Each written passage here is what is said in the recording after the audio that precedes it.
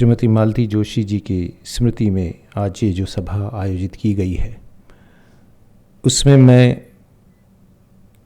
एक बेटे की हैसियत से आपके सामने उपस्थित हूँ, क्योंकि उनके साहित्यिक अवदान पर बहुत सारी बातें हो गई हैं और निश्चित तौर पर ये भी हम सब जानते हैं कि उनका साहित्यिक अवदान इतना बुरा है कि एक सभा या कुछ घंटे या मिनटों की बहस में वो बात पूरी नहीं की जा सकती। लेकिन एक बेटे की हैसियत से या उनके परिवार के सदस्य की हैसियत से इस बात को हम लोग कैसे महसूस करते थे, ये जानना शायद आपके लिए रुचिकर भी होगा। अभी जब उनका देहावसान हुआ तब फेसबुक पर मेरे एक बहुत पुराने मित्र ने एक टिप्पणी लिखी, और वो टिप्पणी बहुत लंबी थी और उन्होंने लिखा कि मैं सच्चिदानंद जोशी को पिछले 8 या 10 सालों से जानता हूँ, लेकिन अभी 2 महीने पहले मुझे मालूम पड़ा कि वो श्रीमती मालती जोशी के पुत्र हैं।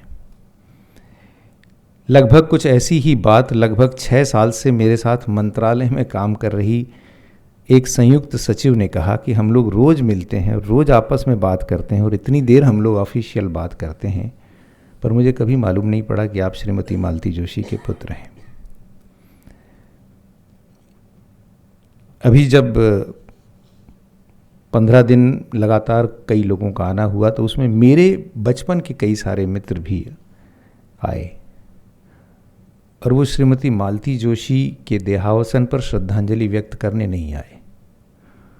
वो नंदू की माँ के प्रति श्रद्धांजलि व्यक्त करने आए, क्योंकि उन्हें मालती जोशी की कहानियों से कोई सरोकार नहीं, उन्हें मालती जोशी के रचना कर्म से कोई सरोकार नहीं, लेकिन उन्हें इस बात से सरोकार जरूर है कि जब हम खेल कर कभी कभी तुम्हारे घर आते थे और तुम घर में नहीं रहते थे, तो भी आस्था से चाय नाश्ता पूछने वाली तुम्हारी माँ थी। उनके हाथ के बनाए पोहे, उनके हाथ के बनाए हलवा, उनके हाथ की बनाई पूड़ियाँ, उसका स्वाद अभी भी हमारी जुबान पर है। उनके लिए वो कोई बहुत महान लेखिका नहीं थी, बल्कि उसमें से कई लोग इस बात पे आश्चर्य व्यक्त करते थे कि हम जब बाहर कहते हैं कि हम तुम्हारे घर जाते हैं तो बहुत लोग कहते हैं कि अरे उनकी माँ तो बहुत बड़ी लेखिका है, तो कहते थे हमें तो कभी कोई लेखिका उनके घर में दिखी नहीं, हमें तो सिर्फ नंदू की माँ नजर आती है। कहने का तात्पर्य ये कि अपने लेखकीय व्यक्तित्व को उन्होंने कभी भी अपने परिवार के ऊपर, अपने बच्चों के ऊपर लादने का, कभी आरोपित करने का प्रयास नहीं किया। यहाँ तक कि हमें बहुत अच्छी तरह याद है वो ज़माना जब गैस स्टोव भी नहीं हुआ करते थे, तो स्कूल से 4 बजे हमारी बस आती थी और 4 बजे हमारी बस आने पर हमें गरम रोटी बनाकर खिलानी है, इसलिए स्टोव पर या सिगड़ी पर जलाकर, चूल्हा जलाकर, अंगीठी जलाकर बाकायदा गर्मा गर्म रोटी बच्चों को मिले, इस प्रयास में वो हमेशा रहती थी। तब हमें कभी नहीं लगा कि इसी दौरान शायद वो कभी ज्वालामुखी के गर्भ में जैसी रचना लिख रही हैं या पाषाण युग जैसी रचना लिख रही हैं। हमारे मन में तो सिर्फ बच्चों ने यही आकर्षण रहता था कि जो बहुत सारे कागज़ वो आधे में फाड़ देती हैं, उससे हम कहीं ना कहीं अपनी रफ कॉपी बना लिया करेंगे। कभी उन्होंने नहीं कहा कि शोर मच मचाओ, मुझे कहानी लिखना है। कभी उन्होंने नहीं कहा कि ये कमरा, ये दरवाज़ा भी मैं बंद कर रही हूँ क्योंकि मैं कुछ लिख रही हूँ, क्योंकि मैं कुछ सोच रही हूँ। कभी उन्होंने ये नहीं कहा कि इस वक्त मैं तुम्हारे लिए नहीं बना सकती, जो कुछ रात का बना रखा है वो सुबह खा लो, क्योंकि मुझे कहानी लिखनी है या मुझे कोई बात करनी है। उन्होंने कभी नहीं कहा कि मुझे फलां साहित्यिक गोष्ठी में जाना है, इसलिए मैं 4 दिन घर से बाहर रहूँगी। ऐसा नहीं कि उन्हें कभी कोई निमंत्रण नहीं आए, ऐसा नहीं कि कभी उन्हें कोई और प्रोत्साहन, प्रलोभन, पुरस्कार कभी, लेकिन किसी की प्रत्याशा में वो भागी नहीं। उन्हें किसी ज़माने में स्कूल में लेक्चररशिप ऑफ़र हुई तो उन्होंने सिर्फ इसलिए नहीं ली क्योंकि मेरे पास मेरे 2 बच्चे हैं और उनका लालन पालन मुझे करना है, मेरे लिए शायद सबसे बड़ी नौकरी वही है। कहने का मतलब ये है कि जो जीवन का जो मूल्य है, भारतीय संस्कारों का जो मूल्य है,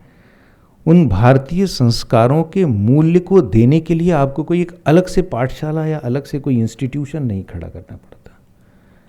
आप सिर्फ अपने व्यक्तित्व से, अपने चरित्र से, अपने आचरण से उसे बना सकते हैं।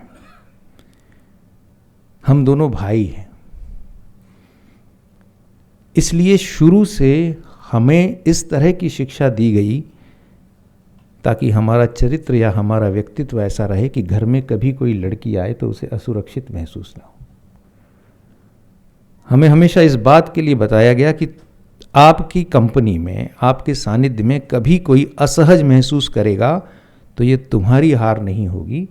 ये एक माँ के तौर पर मेरी हार होगी। इतनी दूर तक सोचने का दृष्टिकोण कोई व्यक्ति रख सकता है तो मुझे हमेशा लगता है कि माँ ने हमें क्या दिया। हम दोनों भाई लिखते हैं अपनी अपनी तरह से, वो बड़ा भाई कुछ लिखता है, मैं भी कुछ लिखता हूँ, लेकिन लेखन के संस्कार माँ ने दिए, ऐसी बात सीधे सीधे हम नहीं कह पाते। लेकिन उन्होंने जो दिया वो उससे ज़्यादा बढ़ा दिया। उन्होंने हमें सोचने का, देखने का नज़रिया दिया, समझने का नज़रिया दिया, समाज में खड़ा होने का हौसला दिया, हिम्मत दी। और इसलिए कभी भी लगता है कि कभी कोई विपदा, कोई बाधा आती है, कोई कठिनाई होती है, तो सिर्फ माँ की कोई बात या माँ का पीठ पर हाथ ही हमारे लिए काफ़ी होता था। इसलिए कहीं एक बार लेख लिखा तो उन्होंने कहा कि आप अपनी माँ के बारे में क्या लिखना चाहते हैं। तो मैंने जो वाक्य लिखा है वही वाक्य मैं आखिर में बोल के अपनी बात समाप्त करता हूँ कि हमारे समाज में ऐसे बहुत सारे व्रत हैं जिसमें महिलाएं ये व्रत करती हैं कि अगले 7 जन्मों में यही पति मुझे हर बार मिले। पता नहीं माँ को पाने के लिए ऐसा कोई व्रत है या नहीं। अगर ऐसा कोई व्रत होता तो मैं निश्चित हर साल बिना नागा यही करता, क्योंकि मुझे हर जन्म में लगातार आई ही चाहिए माँ के रूप में।